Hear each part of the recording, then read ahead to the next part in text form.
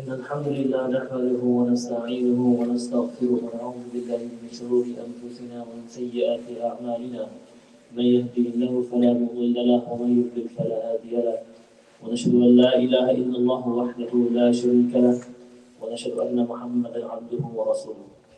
قال الله سبحانه وتعالى في القرآن الكريم بعد أعوذ بالله من الشيطان الرجيم بسم الله الرحمن الرحيم يا أيها الذين آمنوا اتقوا الله حق تقاته ولا تموتن إلا وأنتم مسلمون.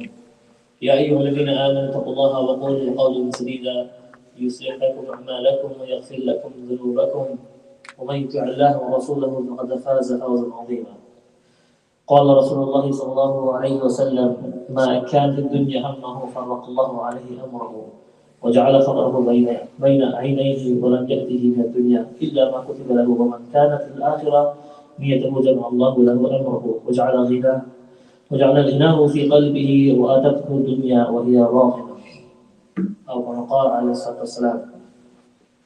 Brothers and sisters, we start in the name of Allah subhanahu wa ta'ala. We are grateful to Allah, we are thankful to Allah. We are appreciative of Allah subhanahu wa ta'ala. It's from Allah that we can do everything good. And it's from our own mistakes that we do something incorrect. It's from shaitan's deceptions, it's from our environmental factors, it's from our own weaknesses and flaws that you and I do something incorrect. But in any moment that we do something good for the sake of Allah subhanahu wa ta'ala, it surely comes from Him, it comes from His mercy. The hadith that I mentioned by Rasulullah, I'm going to just briefly translate it so we can hear what the hadith is before we go into this. This is a hadith that most of us understand the concept. We understand the concept of this hadith already. We have heard this hadith a few times here and there. And this is a hadith under the book of Zuhud, which is very important. Zuhud, the idea of Zuhud, asceticism, this concept is sometimes misunderstood. And there are extremes in misunderstanding it. Some people think you leave everything of dunya, you don't think about anything at all. And some people think that no, I can have whatever I want, I can still be a zahid. But let's hear the discussion of Rasulullah and we'll understand what that really means. The Prophet of Allah, he's saying in this hadith that look, whoever is focused only on this dunya, Allah will confound his affairs and make him fear poverty constantly. When it says confound his affairs, it means that Allah takes everything that you have, everything that you're thinking about, all of your goals and aspirations, everything that you're working towards, Allah takes that and imagine just dispersing it all across the place. That's what that refers to. Imagine you went to the beach, you picked up sand in your hand, and you just threw it as hard as you can. And someone said, go find each of those sand particles. It'd be very challenging. For the person who's thinking about dunya, that's what happens to his affairs. Allah takes his affairs, confounds it, disperses it. It's all over the place. And Allah makes this individual fear poverty constantly. So now this person is always worrying about losing money, becoming poor. It doesn't matter if he's rich or wealthy, he's always in fear. His fear of losing money. That's his entire lifestyle. And he will not get anything of this dunya except that which is already decreed for him. So if this person is thinking he's going to lose money, he's working harder, thinking how can I have more safety nets? How can I take more precaution? How can I have more safety measures? What can I do to make sure I don't lose any money? How can I make sure I don't fall into poverty? But at the end of the day, he's going to get what he was going to get anyway. This is the first person that's being described. Second person. Whoever is focused on the akhirah, whoever is focused on the hereafter, whoever is focused on Jannah, whoever is scared of Jahannam, Allah will settle his affairs for him. Allah will take all of his affairs and settle it for him. Bring it together in one place for him. Make it easy for him to take things on one by one. And the worldly gains, and Allah will make him content with whatever he has, and his provision and worldly gains will undoubtedly, no matter what, will come to him. The reason why I'm mentioning this, the reason why I mention this hadith is because a lot of us are pretty much caught up in this lifestyle. And many people refer to it as a rat race. If you're not familiar with the phrase rat race, it's this concept that you're always running towards something to reach success. You never stop. You're always going. The idea is that someone says, I always tried very hard in school. I did really well in high school, and I went to university. I did really well in university, then I went to a good job, and I had top performing student, top performing student, top performing student, top performing employee, top performing employee, top performing. I'm always working to the next thing, and I feel like I never reach success. I'm always just in a race, but the race never ends.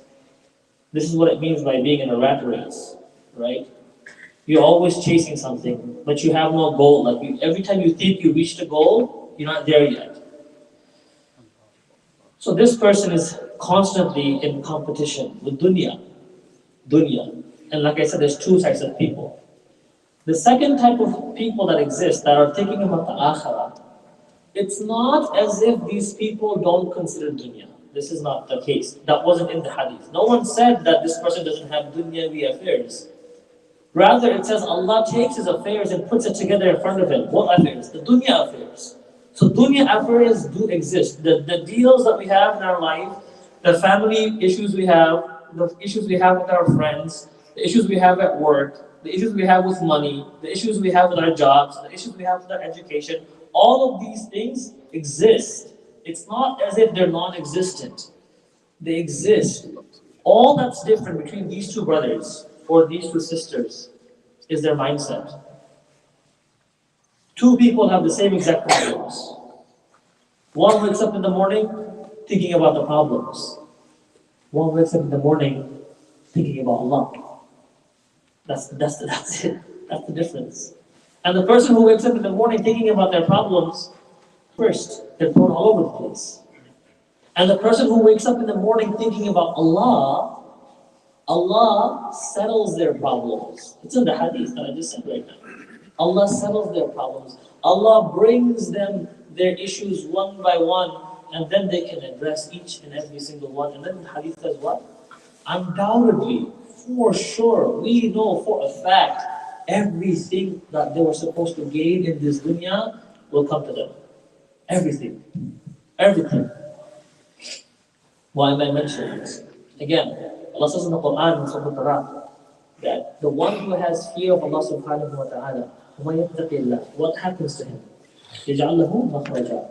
Allah creates for that individual a path, an opening, an exit, a way out of his situation or her situation. And the reason why I'm mentioning this is because a lot of us in here, sometimes we feel stuck with the phase in our life. We feel stuck with the issues that we have. We feel constrained in the lifestyle situation, the lifestyle decisions we've made. A lot of people, they feel stuck at home. A lot of people feel stuck at their jobs. A lot of people feel stuck at their degrees. I know people who are becoming medical physicians, and they're like, why did I become a doctor? Genuinely, I put in so much time. I went to medical school, I'm in my residency. Why am I becoming, I don't even want to become a doctor anymore. I'm just here right now. They feel stuck. There are people who are in marriages and they feel stuck. I don't know where I am with this marriage. There's no Allah subhanahu wa ta'ala in this marriage. There's no deen in this marriage. There's no deen in this household. There's no deen in this family. I'm going towards Allah more and more, and my spouse is struggling. This is common. Then there are people who are stuck with their kids. Like my son. He's always messing around, always doing something wrong, always on the streets doing something he's not supposed to be doing. My daughter's doing this and she's always doing that. And parents are feeling stuck with their kids. That what's going to happen to my kid? My kid is not understanding, my kid is not changing, my kid is not behaving. How is my kid going to get any better? Students who want to become doctors are stuck with medical school, thinking about their MCAT scores. How am I going to get in? My GPA is not high enough, my MCAT score is too low. Who's going to accept me? Where's my residency program? What if I have to go away from my family? Everyone is stuck in their own little world. Everyone. Brothers and sisters in today's time, they're young, they're ready, they're trying to get married, they can't. Either families are saying no, or their own parents are saying no. Like, how am I going to get married? People are saying no to me. My parents are saying no, their parents are saying no. She's saying no, I'm saying no, everyone's saying no, no one's saying yes. So they're stuck. How do we get married? How do I get a job? I have no internship. I know students who are great students, engineering students, 3.7 GPA. That's fantastic. Engineering students with 3.7 GPA, that's an A minus average. His entire bachelor's degree never got an internship. Graduated, never got a job. Three points, that's a great average. Never got anything. People feel stuck. Why am I mentioning all these examples? Because we have a variety of people in here. So everyone's in their own little world, and everyone is stuck with their own little thing. Some people are stuck in a business deal. They have a business partner that they're not happy with. This guy's doing something haram, I don't like it. He's doing something Allah doesn't like. He's doing something doubtful. I mean, I know him my entire life, but I don't like this. How do I get out of this business deal? Because I know Allah's not happy with this business deal. Isn't this the case? Aren't we all stuck in situations like this? What does Allah say in the Quran? The one who has taqwa of Allah subhanahu wa ta'ala, يَجْعَلْ لَهُ مَخْرَجًا. That's just the first part. It continues. It continues. That not only does Allah subhanahu wa ta'ala provides for him a way out, Allah gives from him, from directions, from avenues, from resources, that this individual never ever considered in his entire life. That's the most important part, because it continues on. The verses continue on. And then it continues on even more. Look at how Allah just takes it to one more level higher. And Allah says, but then the one who actually just relies upon Allah, Allah is sufficient for him. And this is the end, this is the climax, this is the highest point. Right? And you have some people who are stuck. Look, we're gonna go each level, 3 levels, okay? The base level. People who are stuck with the problems in their life, so they look at dunya to solve their problems. They go to people to solve their problems. This brother can help me. This brother has a lot of money. This brother can help me. He has a lot of connections. This brother has a lot of influence. This brother is really known. Oh, I'll go to his family. He probably knows daughters that can marry my son. You're going to people that you think can help you. This is the lowest level, that you think people will be your solution. And then you have the second level. The one who has taqwa of Allah. What does that mean? Let me explain, because we have to understand what that means. When we say the one who has taqwa of Allah, when we're saying that, it means that this person starts making their life a better Islamic lifestyle. So they try to show Allah that, look, Allah, I'm going to have taqwa upon you. I'm going to have consciousness upon you. I'm going to have fear of you, and to show that I'm going to make my life better. So to do that, I'm going to start praying now. I'm going to be praying more on time now. I'm going to stop talking to people I shouldn't be talking to. I'm going to stop looking at things I shouldn't be looking at. I'm going to change the people in my circles. I'm going to change the places I go to. I'm going to make changes in my life. So when you make changes in your life, that's That's when someone says, I have taqwa of Allah. So what are you still looking for? You're still looking for the solution, right? You're saying, Allah, I'm going to make these changes in my life. It's not that you're doing a deal with Allah, because Allah will always give you more than what you can give Allah. This is not a comparison. But you are trying to get on Allah's good side, in the sense that you're trying to show Allah, I'm doing everything in my capacity to be obedient towards you. We have to be obedient towards Allah. So when someone says, I have all these problems, what should I do? The answer is, become obedient to Allah. The answer is what? Become obedient to Allah. Now this is the second level. And for the person who becomes obedient to Allah, for the person who starts changing his life around, for the girl who starts putting on the scarf, for the brothers who starts growing the beard, for the people who start praying their salah, for them, Allah says what? I'm going to give you an answer from a place you didn't even know existed. You couldn't even account for it. You have no idea where this job is going to come from. You have no idea where you're going to get this proposal from. You have no idea where you're going to get this money from. You're stuck in your bills. You have no idea how you're going to get this paid, but I'm going to take care of that. And this is the level that all of us want to be at, right? We're thinking, I'll be a better person, Allah will take care of me.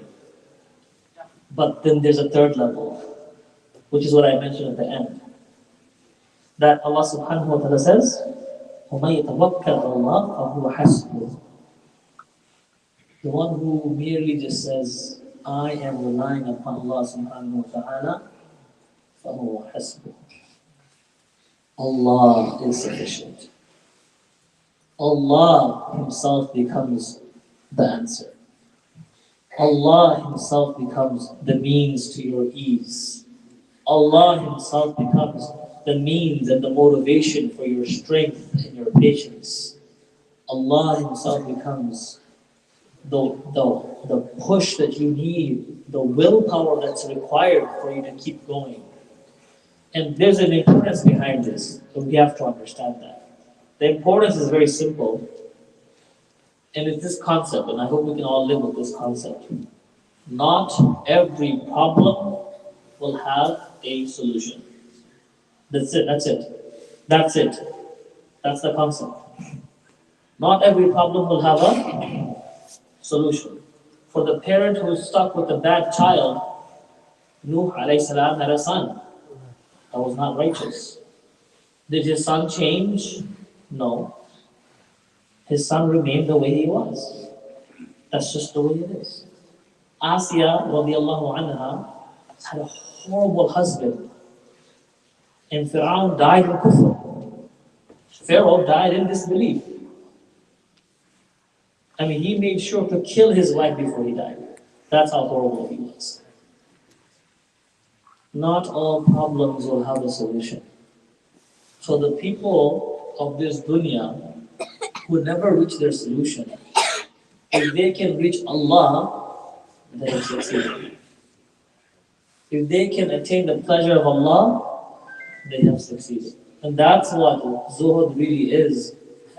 Zuhud is that idea that when nothing in this dunya can benefit me, and nothing that I can do will help me, and when Allah will continuously challenge me because He loves me and He wants me to be closer to Him, and He wants my place in Jannah to be higher than the places of others, when this is carried out in this dunya, no, there won't be a solution. But there will be an akhirah. And that's where justice comes in. Justice comes into the akhirah. Fairness comes into the afterlife. Equality and all those things, who deserves what, Allah will take care of them in the afterlife. And that's what we have to keep in mind. We have to keep in mind that yes, we have some problems in our life. Let's think about the first one. The first one is us looking for people to solve it. I'm sure we already do that. That's great. You took care of your part. You tied your camel. You did the whole part of approaching this dunya. That's great. But brothers and sisters, we're at a point in our life right now where we need to say, you know what? I'm going to believe that whatever I do to become obedient to Allah will be a means of my solution. I'm having problems with money. I'm going to go pray. I'm having problems with my marriage. I'm going to go pray. I'm having problems with my kids. I'm going to go pray. I'm having problems at my job. I'm going to go pray. It makes no logical sense. How can me praying Dhuhr Salah give me more money? That's not your problem. That is not your problem. Logic is not your problem. If that was your problem, you would have been God. You're not God. I'm not God. We are creation. We are slaves. Allah is the Lord. Allah is the Creator. He knows how to give what He wants to give, when He wants to give, how He wants to give it, how much He wants to give, who He wants to give. That's all under His control. It's not up to you to say, well, if I don't do this, then I won't. No. Who are you? You don't get to control that.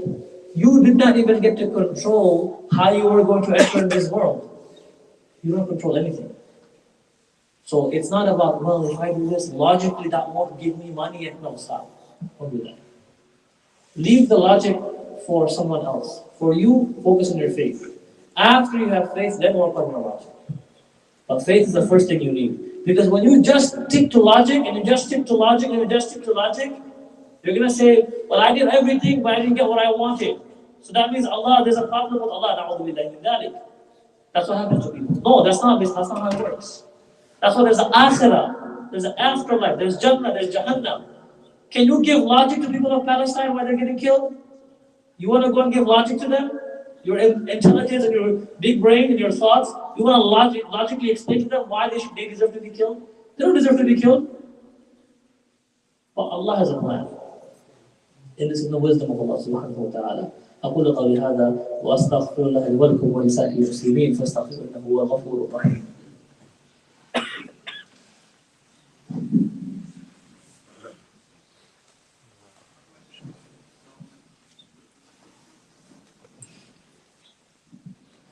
بسم الله والحمد لله والصلاة والسلام على رسول الله وعلى آله وصحبه أجمعين.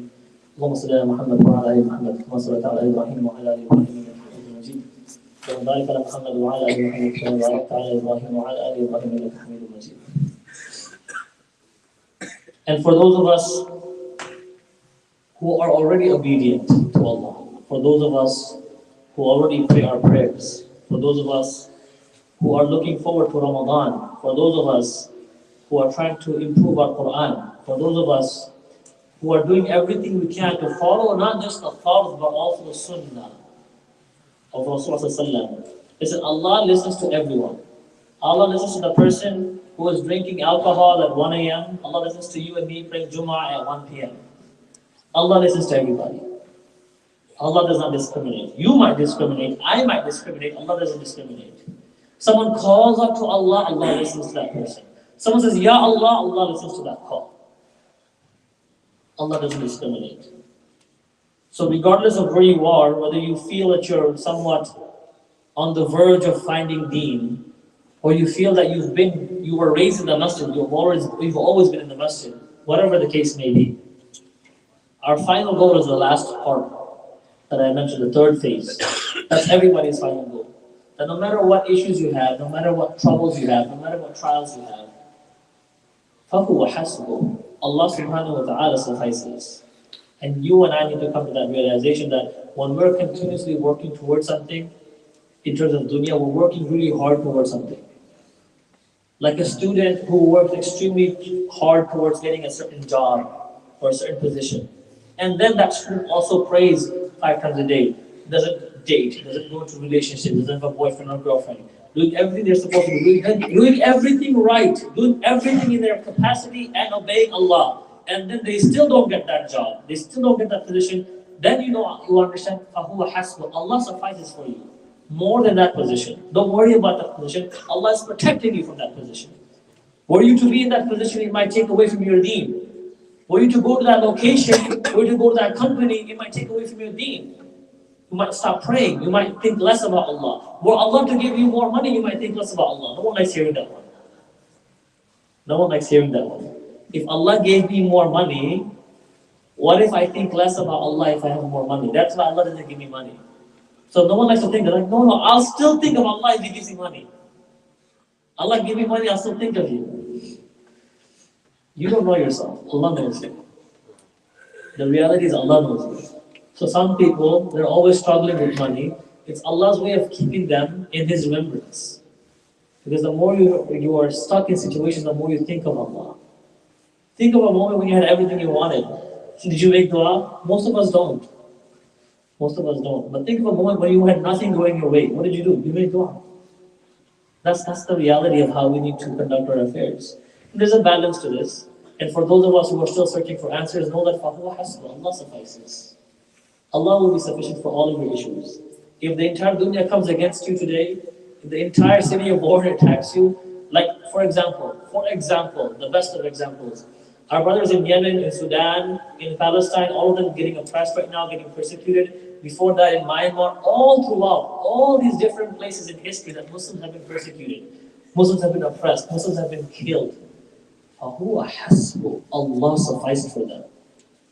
Because when they leave this dunya, they go straight to Allah. Allah will invite them. Allah's angels will invite them into His paradise, Jannatul Firdaus.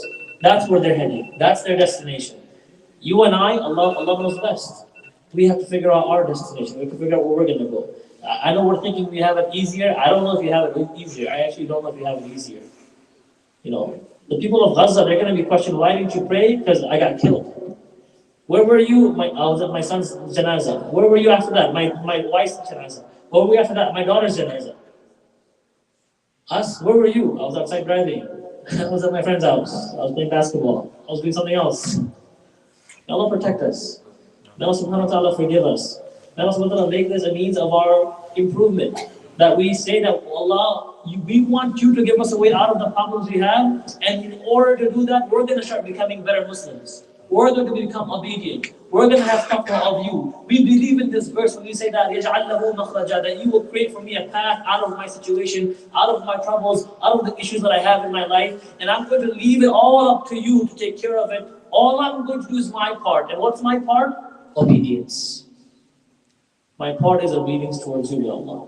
And that's what I'm going to work on. And in order of obedience, brothers and sisters, again to conclude, it's a Friday, so send salawat on Rasulullah. Salawat means you say sallallahu alayhi wasallam often on this day. That's what salawat means. When someone says say salawat, it means send salutations and blessings upon the Prophet Muhammad, peace be upon him. And also, if you try to read Surah Al-Kahf, play it in your car when you leave, turn on your GPS, turn on your Bluetooth, go on YouTube, Surah Al-Kahf. Surah Al-Kahf. Type it in however you think is right, K-A-H-F, and listen to it on the drive home as much as you can. You're driving, get them up today, later today, keep playing it until the surah ends. All of it. Listen to all of it today. This is what we need to do. The sunnah is to recite it. Now listen to the sunnah is to recite it on the day of Jum'ah. The sunnah is to dress nicely on the day of Jum'ah.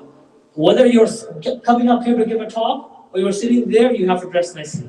There is no exception. It doesn't matter who you are, where you are. Jum'ah is an Eid for us. It's a day of celebration for us. It's a holiday for us. We have to dress nicely. عباد الله اتقوا الله إن الله يأمر بالعدل والإحسان وإيتاء ذي القربى وينهى عن الفحشاء والمنكر والبغي يعظكم لعلكم تذكرون. If the brothers can start making move forward and make more space, we have a few announcements and we'll start. Continue salah.